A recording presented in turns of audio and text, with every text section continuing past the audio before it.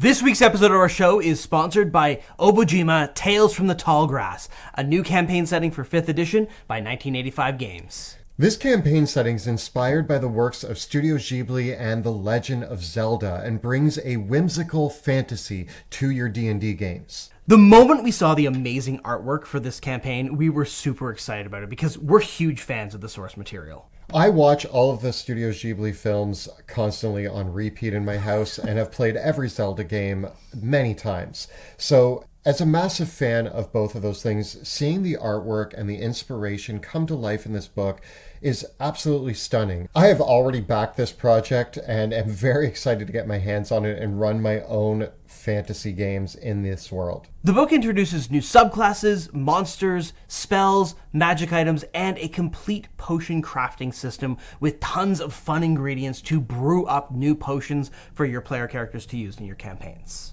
If you want to bring your adventures through breathtaking locations, encounter strange spirits, discover rare oddities, and battle strange and wonderful creatures, then Obojima might be the perfect campaign setting for you. You can find all the information about the Kickstarter that's live now by following the links below. Big thanks to 1985 Games for sponsoring this episode, and now, on to this week's episode.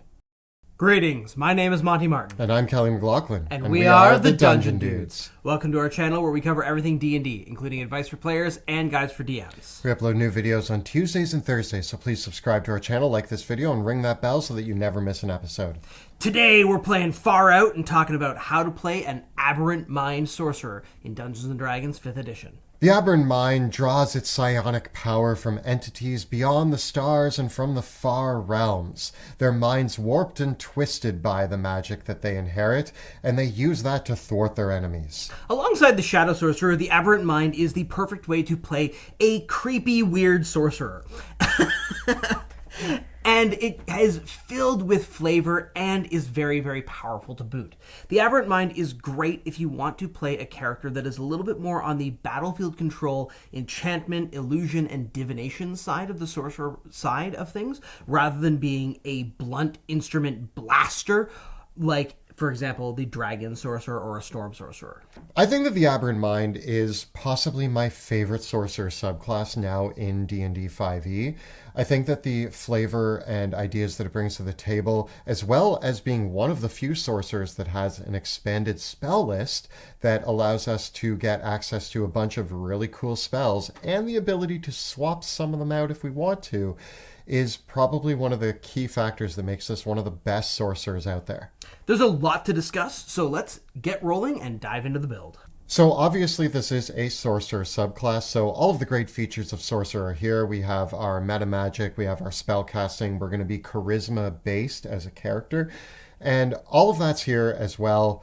As we go through this and look at our ability scores, the features, the spells, the feats, you can also expect that all of your favorite sorcerer options, you should be thinking of those as well. The Aberrant Mind really pulls you towards playing a more battlefield controller or sort of cerebral spellcaster. And that starts right away with the psionic spells feature that we get at level 1 that gives our sorcerer an expanded spell list.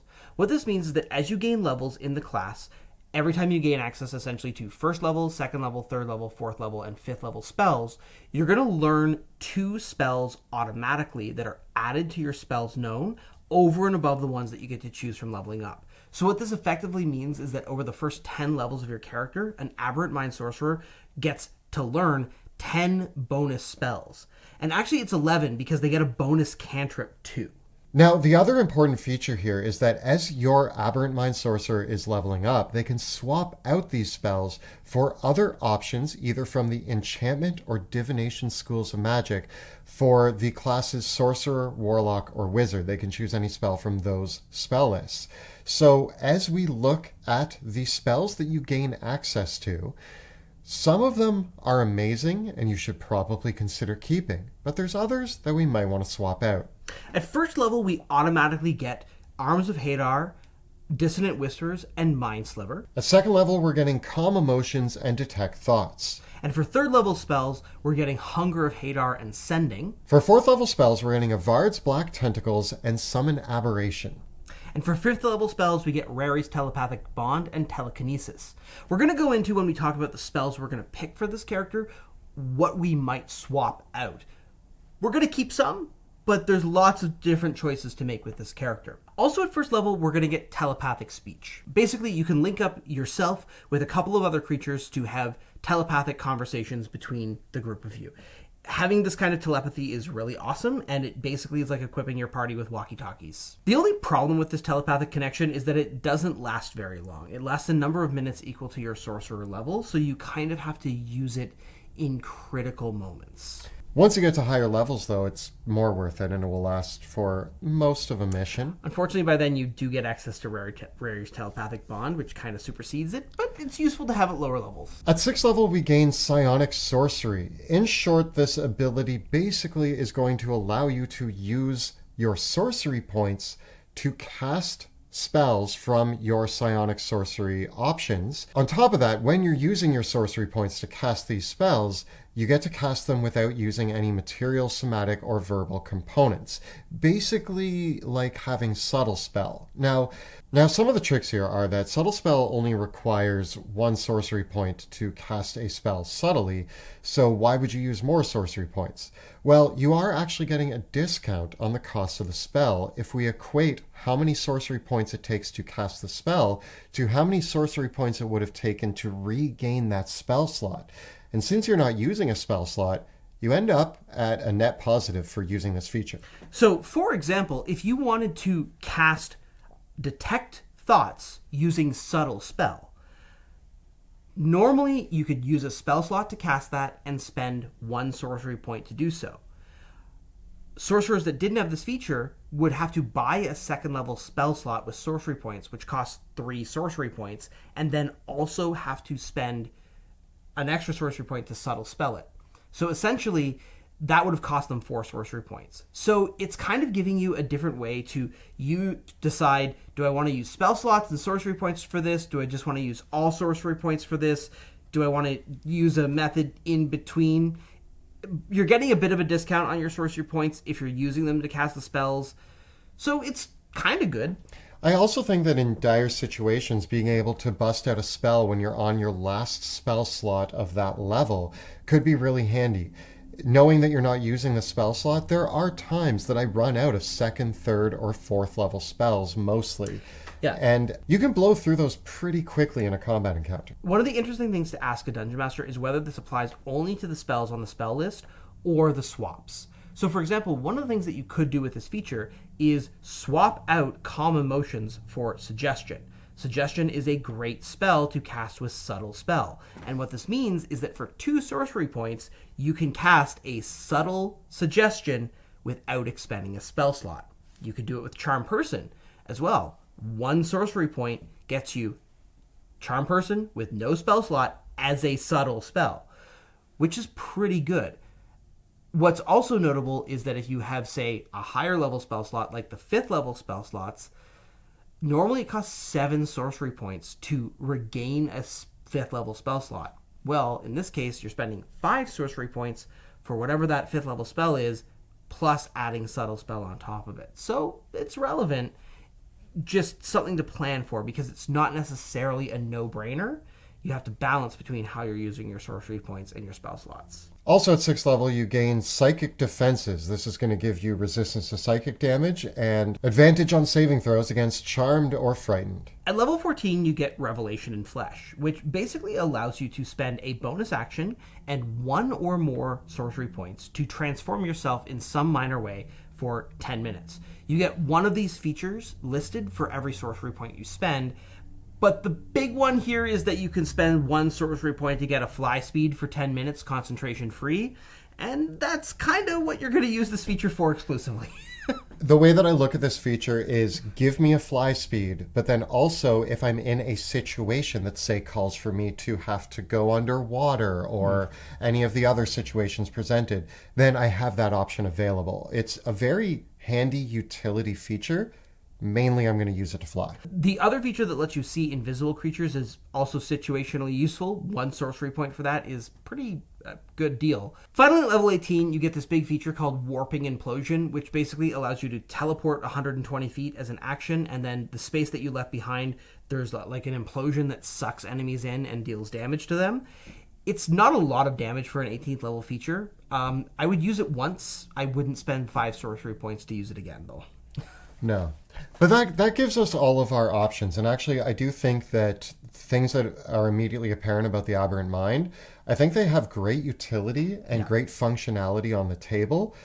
You are going to have to pay close attention to your sorcery points, and Aberrant Mind feels like one of the more likely sorcerer options to blow through sorcery points. Oh yeah, you can chew through them really, really fast. So they're going to be at a premium for this build, but we're going to go all the way with Sorcerer, so we should have a decent pool to rely on.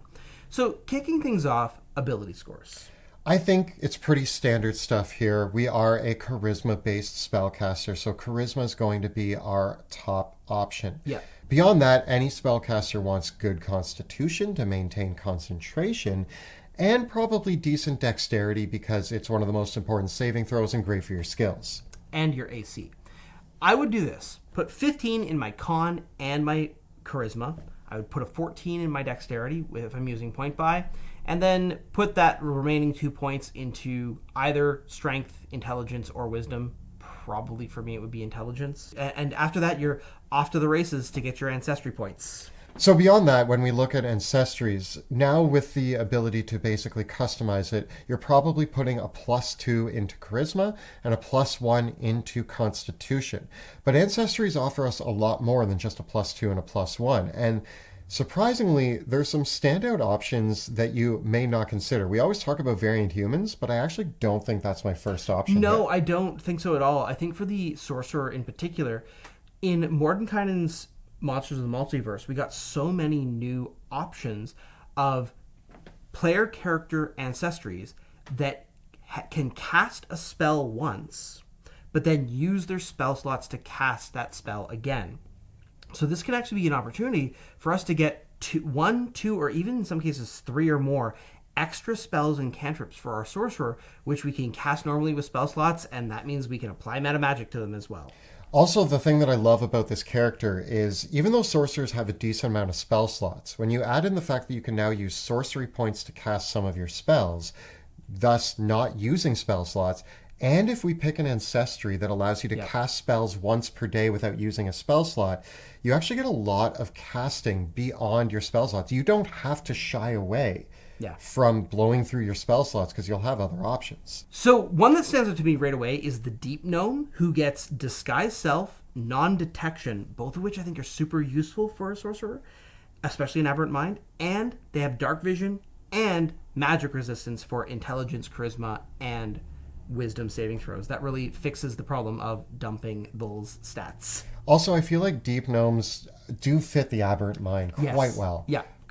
Just a crazy little gnome. The UNT is one of my favorite options here because it also gets magic resistance and it has suggestion as well as other spells. Very appropriate thematically as well for the UNT. And they have dark vision as well, which doesn't hurt. I also think Changelings and Shadar Kai are very thematic for an Aberrant Mind, both with their connections to otherworldly realms. The Shadar Kai is a little bit more the Shadow Sorcerer route, but they get a teleport, which is not a spell, but something that they can just use and cast spells. And I think the Changeling is just such a cool way to play an Aberrant Mind as well. I agree. The last option that really stands out to me here is actually two options: the Githyanki and the Githzari. I think both of them offer additional spell casting and some great features that we can pair with our Aberrant Mind. The only downside is that you're getting psychic resistance as part of your class features, which doesn't really give the psychic resistance you get innately as a Gith. That kind of feels like a loss. I think that there's lots of other options. Of course, the traditional strong options for sorcerers are half-elves. Tieflings are very, very good, as well as a variety of different elven subtypes, which all could be considered here. Dark elves would be a pretty cool option, too. But I think that the options that are giving you extra spells definitely feel like the ways that are giving you more power. Because you get a flying speed as part of this class, you might not necessarily want to play an Aarakocra or something like that because you get it already. Yeah. So from there, as we're leveling up our character, I actually don't think there's too many feats that we want, but there are enough. We get proficiency in Constitution saving throws for being a sorcerer, so we don't need resilient Constitution. We could take Warcaster, but it's nice, not required. I actually think that the first option that pops into my head is the Metamagic Adept, because it's going to give us another couple sorcery points and a few options. It's going to give us 2 more Metamagics, which, as we get into the Metamagic options, as a Aberrant Mind, you really want those Metamagic choices as soon as you possibly can. Sorcerers get 2 Metamagic types at low levels, but then they don't get 2 more until level 10. And so taking Metamagic Adept at level 4 or level 8 is going to give you more options sooner. The other one that it competes with, and this is the reason why I really like taking the 17 as the starting stat, is then grabbing one of the feats that gives +1 to charisma or a mental ability score, plus a lot of other features. And for here, I think telekinetic, telepathic, fey touched, or shadow touched all really offer some powerful options. I think your goal should be to take probably 2 of these, but take your best pick. You can take all 3 of them. I mean, fair enough. If you only use your feat / ability score increases, at some point I probably do want to get my charisma bumped up. But I guess if you take all 3 of these, you will bump it up. You will. It'll just more be slower. slowly. I do think that maybe telepathic is a little redundant for the Aberrant Mind. So I would be more inclined to go with telekinetic or shadow touched. I think my number 1 pick would be telekinetic. I think that if on this character you're able to get telekinetic, shadow touched, and Metamagic Adept, I think you're great. Yeah, and then you can just boost up your ability scores from there, however you like, and grab whatever other feats you think are cool. Between the Ancestry and the feats and the options presented to this character, you actually have a lot of spells at your disposal. You do. You really do. So with that in mind, before we get into the spells, though, we mentioned Metamagic Adept. So what Metamagics are the picks? I know that we have the option of using that sorcery point feature to gain Subtle Spell on the options presented in our list, but I still think Subtle Spell is one of my prime picks for this character regardless. I entirely agree, because there's so many spells that aren't on that list that you're going to want to subtle, and even sometimes you would prefer to spend the spell slot and the sorcery point to cast a spell subtly instead of doing it with the hold on sorcery point cost. I think the other one that I look at right away is going to be Quicken Spell. I don't quite know what spell we're quickening, but I do feel like there's always a time for a Quicken Spell. I think it's too useful. It's just too useful. Oftentimes I find with you playing your Sorcerer, Quicken Spell is about not the other spell you cast, but about the other action that you perform, like drinking a potion or helping an ally or interacting with the environment, but then also getting that spell off. As we level up, or if we take Metamagic Adept, I think that I would look at Twin Spell at later levels. It's not one that you need to grab right away at the beginning, because Twin Spell has a heavier cost, so you're going to want to stock up a few sorcery points to use it. Do you have any other choices? I think that eventually we're going to get a lot of spells that require a saving throw. And so we're going to be very tempted to get Heightened Spell, because it's worth imposing disadvantage on an enemy's saving throw if you're casting Dominate Person on them, or if you're casting Mental Prison on them. These higher level spells that are already a once per day ability, it's fine to invest that extra 3 points in making sure they stick. And speaking of those spells that you want to stick, I think that does it for our Metamagic options. Beyond that, pick your favorite empowered spell maybe, or what have you. But what spells are we going to pick? Let's talk about the spell swaps first, because this is very strict. We can swap out the bonus spells we learn as an Aberrant Mind for another spell that must be of the same level from the Sorcerer, Warlock, or Wizard spell list that is enchantment or divination. So what this means is that obviously one of the ones that comes to mind is ditching right away is Calm Emotions. We can't switch Calm Emotions for a 5th level spell. No. we have to switch calm emotions for another second level spell. I think let's put the spell list that you get on the screen again here. And I think that if we look at the spell list, Arms of Hadar useful at low levels, but I'm probably going to get rid of it pretty quickly. Dissonant Whispers is a mid-range, and Mind Sliver I'm probably keeping forever. Calm Emotions, can get rid of that. Detect Thoughts I might keep. Hunger of Hadar I will keep, but eventually maybe get rid of, but I don't really know what I would get rid of it for. Sending could be useful, could not. Avard's Black Tentacles I love. Summon Aberration I love. Rary's Telepathic Bond, might get rid of that one. Telekinesis, though, I'm keeping forever. If you're going to swap out Arms of Hadar or Dissonant Whispers, your big picks that are enchantment or divination spells here, for me, are Hex, Hideous Laughter, and Silvery Barbs. I mean, I'm probably taking Hex because it feels right on this character, but Silvery Barbs is obviously tempting. Silvery Barbs is kind of the no-brainer here. Dissonant Whispers is a good spell. It's got forced movement to it and some damage, which makes it pretty unique. And we can take Hideous Laughter anyways. So I think the swap that I would probably make would be Arms of Hadar for Silvery Barbs, if your DM's going to allow it. Or for Hex, if you're not going to allow it. Hex would be valuable if you take Spell Sniper as a feat to get Eldritch Blast. Yes. For the second level spells, I think I agree with you. I would keep Detect Thoughts because it's kind of neat to be able to subtle spell that, and there's utility there in social encounters. Whereas Calm Emotions, I don't think I've ever seen anyone take that spell and use it. I think since I've never seen it. I saw it used recently in my home game. Really? There was a wild animal, and they calmed its emotions, and they bypassed the encounter. Wow. Okay. But that was the only time. It just happened to be recent for me. And here's the thing: you could swap it for Mind Whip, Suggestion, or Hold Person, which are all better spells. Let's be real. Yes, I did just see it useful in my game, but I still don't think Calm Emotions is better than any of the spells we just mentioned. I think Mind Whip is a must-have for the Aberrant Mind. It feels so good. It's so good. Mind Whip is one of those spells that is amazing with Twin Spell, too, because it's only 2 sorcery points to twin it, and it has a really big impact on the battlefield, especially when combined with a battlefield control spell. I love combining Black Tentacles with Mind Whip, because by Mind Whipping people, what happens is, then on their turn, they only have 1 action or bonus action.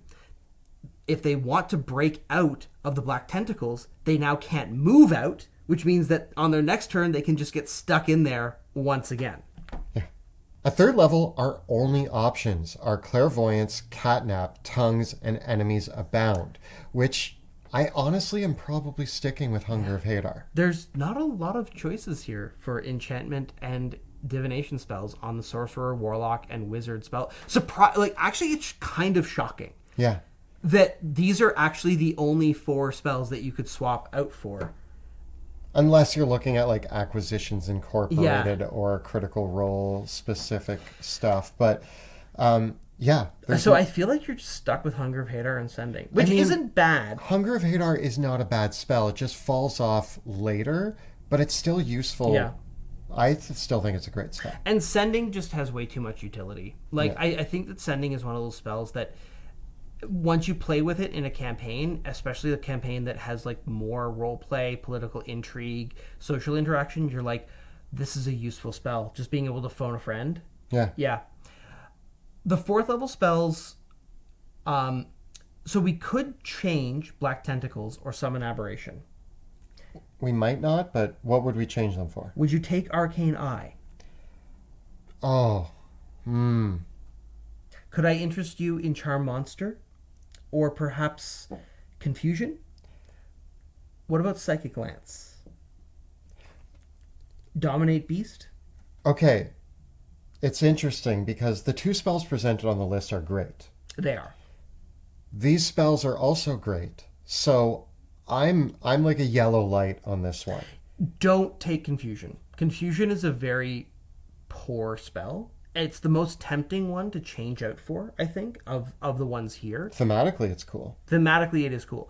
The other one that could get a pass from you, depending on your campaign, is Charm Monster. because it is the upgraded charm person, and subtle charm monster could be useful. Yeah.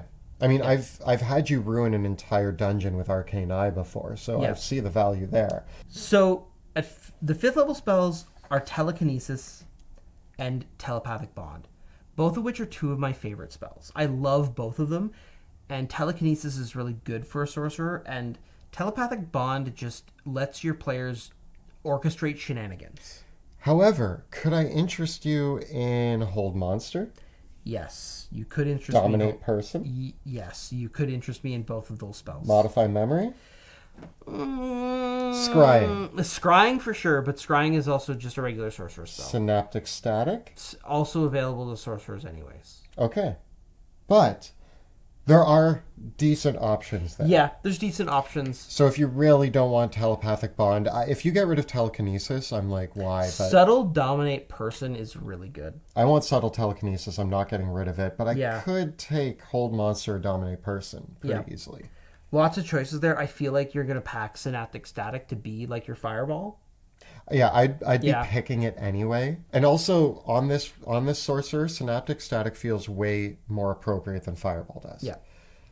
So, what are your so one spell of every level? What would you pick for this character? First of all, for a cantrip, my go-to cantrip that I must have, I already am getting Mind Sliver, which I think is a great attack spell for this character. But I definitely need Minor Illusion in here. I would take Mage Hand as well, and then whatever attack, take Prestidigitation, whatever else you want. Yeah, I feel like you're done. You're good. And also, some of the Ancestries we talked about give you Mage Hand. Yeah. So that's cool. At first level, I'm taking Shield.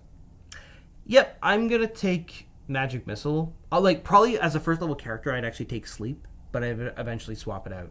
Fair. Yep. Well, I mean, if you take all of those, and there's your good first level picks.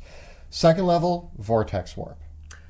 If you're allowing that content in your game, I think Vortex Warp, manipulating the battlefield feels right for this character, and I think moving enemies and friends around is great. We're swapping in Mind Whip, so I think the other must-have here is Suggestion. Okay. Yeah, I don't think you should. If you're playing an Aberrant Mind, you want Suggestion. I think going with theme and also amazing utility, Hypnotic Pattern is my 3rd level spell. Yeah, it's just too good. It's just too good. It ends entire encounters immediately. You could go with Fear as an interesting alternative. Makes sense. Yeah. I also think that you could do an illusionist theme here. Major Image? And grab Major Image. Yeah. Yeah. Moving on with the maneuverability and transportation options, Dimension Door is a great 4th level spell to pick up here. And I mean, we always talk about Greater Invisibility and Polymorph being amazing spells for sorcerers. It's kind of hard to go wrong with them. They're just so versatile. If we didn't take Synaptic Static from our switch out, we should be taking it as our 5th level pick. Yeah. I just think it's iconic for an Aberrant Mind. And once again, if you didn't take Dominate Person, I think that Hold Monster is very valuable because, again, there's so much that you can do with them. Like a twin Hold Monster or a twin Dominate Person are really good. I think that the also casting those subtly is very good as well. So those would be the way that I would go there. If you didn't grab them, yes, we're doubling down on the theme, but I think that Synaptic Static covers you for damage. I do think that you could look at Seeming here as well, just for illusion stuff. I think that we again double down when we get to 6th level spells, and I'm taking Mass Suggestion. I think that I would either take that or Mental Prison. Ooh. Mental Prison is another one. Great to twin. Yeah. Really good to... Subtle, you're probably going to not need to subtle spell it. It's really worthwhile to twin, or it's really worthwhile to heighten. Yeah. 7th level spell, messing with the battlefield some more, I'm taking Reverse Gravity. I like Teleport here. I also don't mind Power Word Pain. The pain from the gods from beyond the stars. Yeah. Another one that might be okay, it's very expensive to twin, Power Word Pain, but might be okay. As we move on, keeping with powerful words, I'm going to take Power Word Stun, I think. I'm going for Dominate Monster. Okay. Yeah. That makes sense. Would you spend 8 sorcery points to twin Dominate Monster? Yeah, that could end a battle. Easily. That could end a high-end battle. That's a lot of sorcery points. I got plenty of sorcery points. I'll take a nap after. So every sorcerer takes Wish for their 9th level spell, but I think it's worth taking something that's not Wish as a second pick. I think that the most obvious theme choice here is going to be Psychic Scream. Yeah. It's also a great spell. Yeah. Yeah. You could also take Gate and open your own portal to the Far Realm. Let in your god's minions. Yeah. Not necessarily let in the Eldritch Horror. Eldritch Horrors. You're letting in Eldritch Horrors. So I think that does it for our spell options. Beyond that, obviously, take your favorite sorcerer spells along the way. Yeah. But if I'm playing an Aberrant Mind, I actually feel compelled not to take my fire and cold spells and to play around more with illusions, battlefield control, things that require intelligence saving throws. It would be very easy to load up on the standard sorcerer stuff of polymorph, counterspell, Scorching Ray, Fireball, Banishment, all that stuff. But this is an opportunity to explore the really nasty enchantment spells, back them up, support them with some cool divination and maybe a little bit of an illusion, and I think you got a really powerful character. I think this sorcerer idea drives you to a fun and interesting build that isn't just a blaster, and that's what I like about the Aberrant Mind. Yeah, totally agree. And it's a different it's a different breed of battlefield controller, because compared to the Clockwork Soul, which I think is very, I want my wall of force, I want my insurpassable, insurmountable battlefield control effects, this character likes to be subtle, which is why they like subtle spell. Subtle in their madness. Yeah, indeed. So if you've played an Aberrant Mind Sorcerer, tell us about what your favorite picks were in the comments below. The videos that we create on our channel are made possible thanks to the incredible generosity of our Patreon supporters. Big thank you to all of our patrons, and if you want to join our community, consider following the links in the description below to find out how. And if you want to see a sorcerer in action, you can check out our live play in the Worlds of Drakenheim, which airs Tuesday evenings on Twitch. You can find all the previous episodes right up over here. And we got plenty more build guides for 5th edition right up over here. Please subscribe to our channel, like this video, and ring that bell so that you never miss an episode. Thanks so much for watching, and we'll see you next time in the dungeon.